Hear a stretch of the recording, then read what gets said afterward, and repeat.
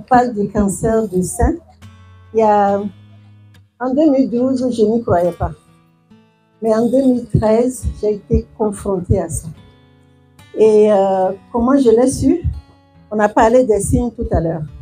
Et moi, c'était de façon inhabituelle que j'ai pincé parce que le bout du sein me grattait le dimanche et je l'ai pincé et il y avait un liquide qui est sorti.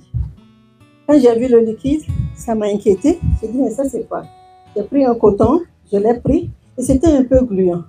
Alors, j'ai dit non, c'est pas normal, je n'allaite pas un enfant et il faut que j'aille en consultation. Et donc, je suis allée en consultation, mais j'avoue que le dépistage a pris un peu du temps parce qu'en ce moment, on ne parlait pas beaucoup de cancer.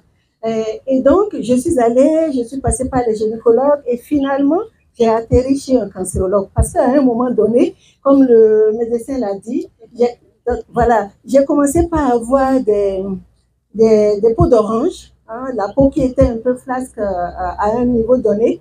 Et donc, je suis allée voir le cancérologue. On m'a demandé plein d'examens. Je vous avoue que les examens étaient assez coûteux. Et donc, finalement, c'est en Tunisie qu'on a pu savoir exactement que c'était véritablement le cancer parce qu'en ce moment, il n'y avait pas l'IRM ici.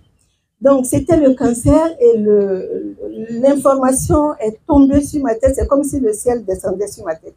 Alors, j'étais paniquée dans un premier temps parce que je me suis dit, mais quand même, ça, je vais mourir, je vais laisser mes enfants.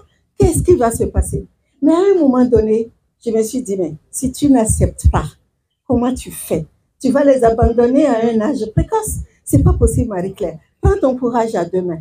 J'avais des gens qui m'ont soutenue moralement parce que c'est surtout ça qu'il faut, le mental. Et donc, j'ai fait tous les soins possibles.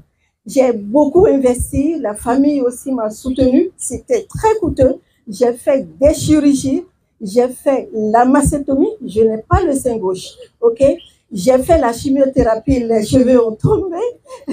J'ai fait la radiothérapie, ce n'était pas douloureux, mais c'était un peu fatigant quand même, voilà. Et donc, après toutes ces séries de traitements, il fallait encore revivre, n'est-ce pas? Alors, on m'a conseillé de faire beaucoup de sport.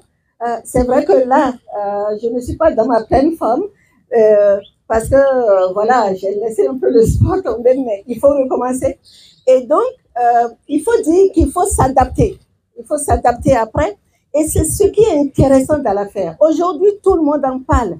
L'autopalpation, il faut le faire. Il faut le faire. Même les hommes, parce qu'il y a 1% des hommes quand même qui sont touchés, il faut le faire. Pour dire que le dépistage ou la prévention, c'est très important. Parce que si moi, je l'avais détecté plus tôt, je ne serais pas tombée dans cette péripétie de dépenses et de stress, de peur constante.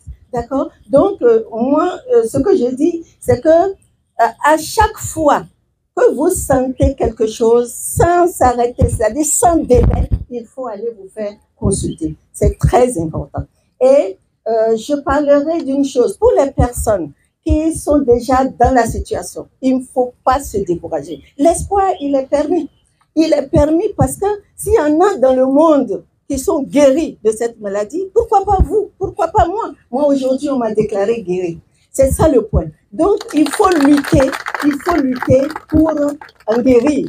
Et quand c'est détecté plus tôt, on a beaucoup plus de chances de s'en guérir. Donc, le docteur a parlé tout à l'heure, il y a aujourd'hui la possibilité de faire des chirurgies conservatrices.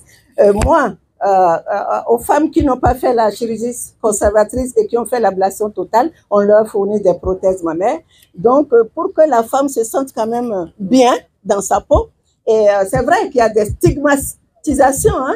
Il y a le regard de la société qui est là et qui affaiblit les femmes, mais moi je leur dis ne regardez pas la société, regardez vous-même. Il faut qu'on se préfère quand on est dans une situation difficile. Donc, nous, on a une association qui accompagne ces personnes qui sont dans cette situation difficile. On les accompagne moralement, mais aussi on parle à leur entourage pour qu'on puisse les soutenir. J'ai vu sur un t-shirt sensibiliser, accepter et guérir. Et moi, j'ajouterais soutenir avant guérir. Il y a le soutien avant la guérison. Quand vous voyez des personnes qui sont malades du cancer, moi, en ce moment, j'ai pris 27 millions à la banque pour pouvoir me soigner. Et ça, c'est les médicaments. C'est les médicaments, c'est les chirurgies. Je ne parle pas des voyages parce que je me suis fait soigner en Tunisie. Je vous dis, et jusqu'à aujourd'hui, je suis dans le suivi parce qu'il ne faut pas s'arrêter.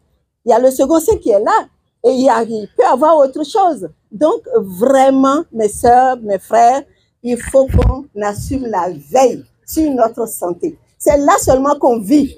Tant qu'on n'a pas la santé, on n'est pas, voilà, on n'est pas bien. Donc, il faut que nous nous aidons à améliorer notre qualité de vie. Voilà, merci beaucoup, docteur.